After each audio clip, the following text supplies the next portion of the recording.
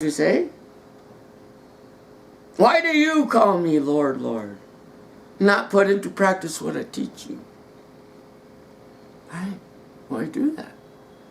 Well, what's a great expression of loving your enemy? To say that everybody in the United States of America has health care. Unlimited health care, equal right to health care. The president gets the equal health care is the least in our country. Health care for all people. Right? Well, loving your enemy. Jesus says, why don't you practice what I tell you? I said to love your enemy. I said to pray for those who are persecuting you. Why are you always praying for yourself? Those same people who are dressed in fine linen, who have beautiful homes, are always praying for themselves. And they always start their prayer of, God, forgive me. And open these people's hearts so they can forgive me. Screw you. Obey God. And you don't need to ask for forgiveness.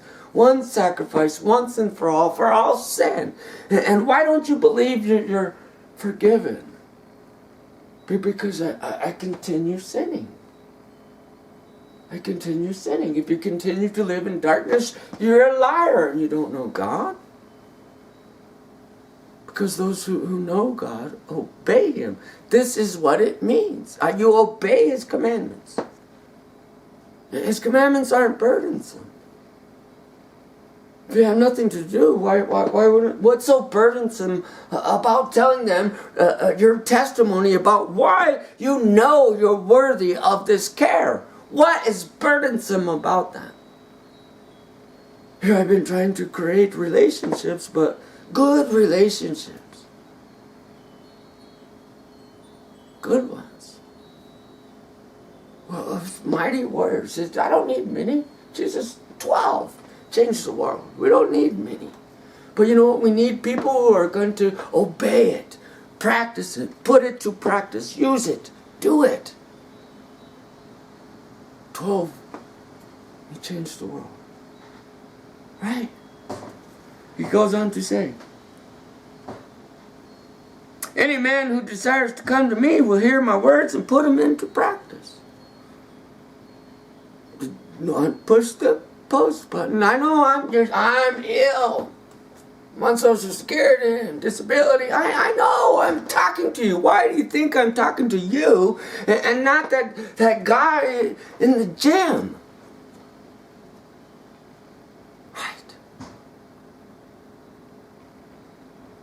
These are my people. They come to me, they hear my word, and then they practice it. Pushing the post button, just sharing scripture is not practicing it. Practicing it is, hey, David, how are you today? Great, Jan, how are you today?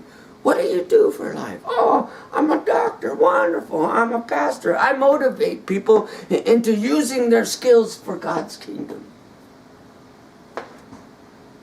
Right? Right?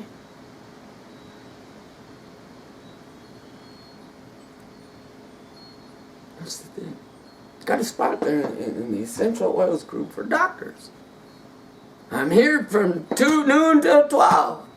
Doctors in the house, do you have any questions or anything that you need that I could help you with? Right? Right?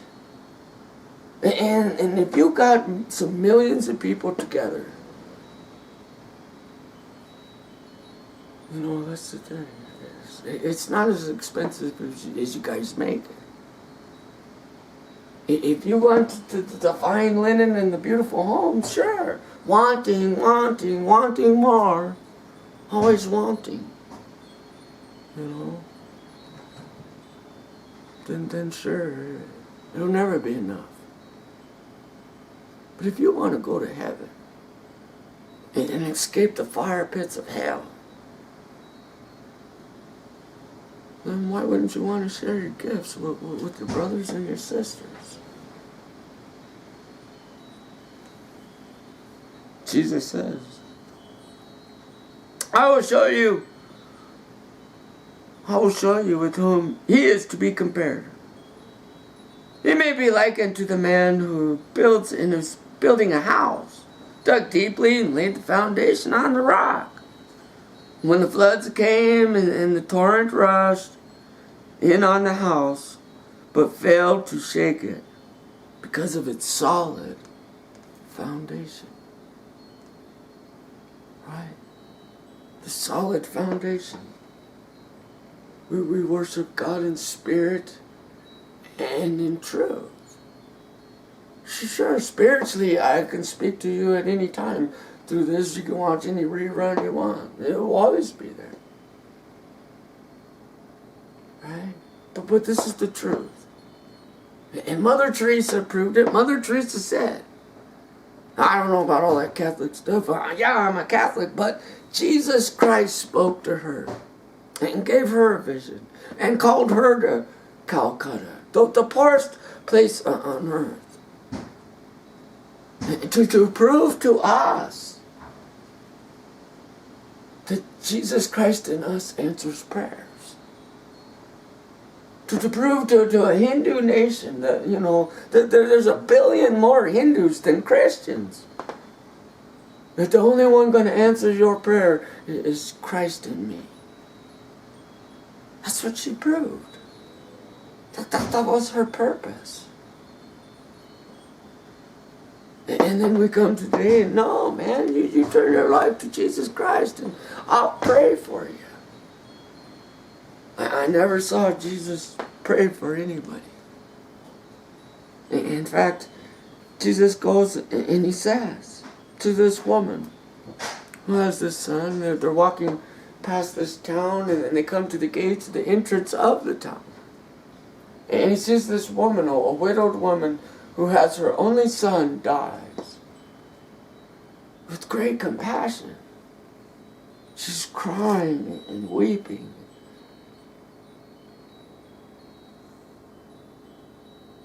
Jesus has compassion for her.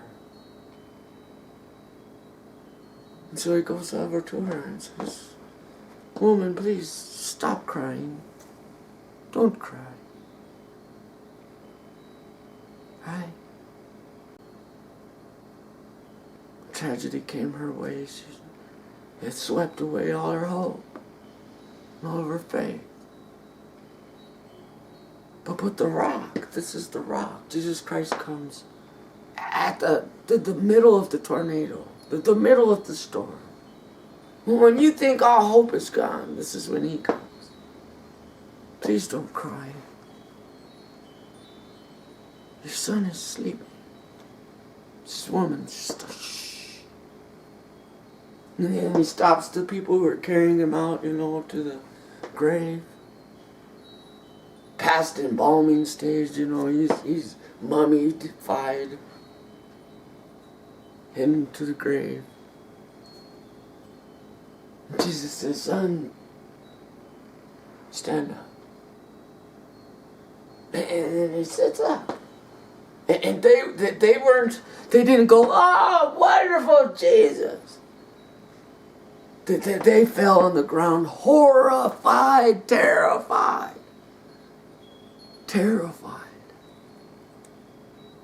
Oh my God. A prophet has come to our town. They began to say, God is with us. God is with us. Because Jesus practiced what he preached. After Jesus had died and rose and then gave the Holy Spirit as a gift to the disciples, they practiced what he preached. That they didn't go out preaching a new message or a new thing, no, they practiced what he preached. Peter healed people.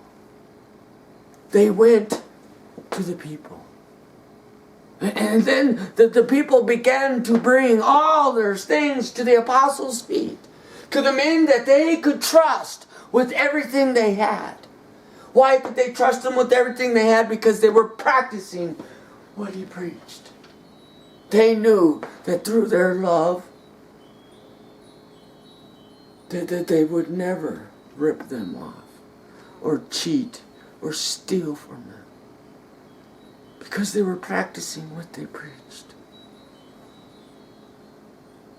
And then they hired Stephen, a man full of the Holy Spirit, and said, Stephen, we want you to be in charge of redistributing these things as they have need.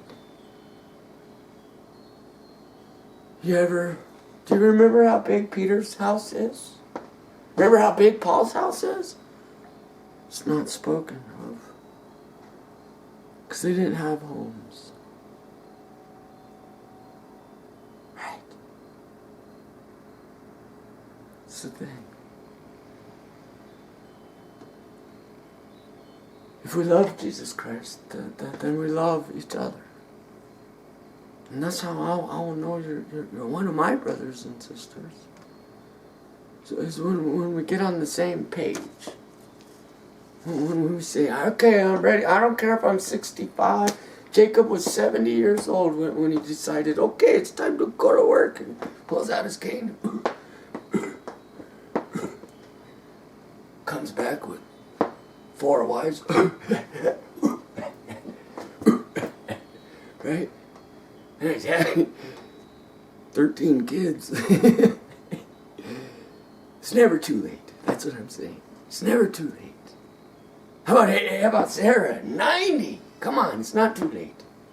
It's not too late. God hasn't forgotten you. He's been waiting to use you all this while. Preparing you and making you for this day. Saving you for this day. For this moment. When we take back what has been lost. Our dignity. Our self-worth. And our ability to walk in the commandments of God without shame or guilt. Love for each other. See you next time.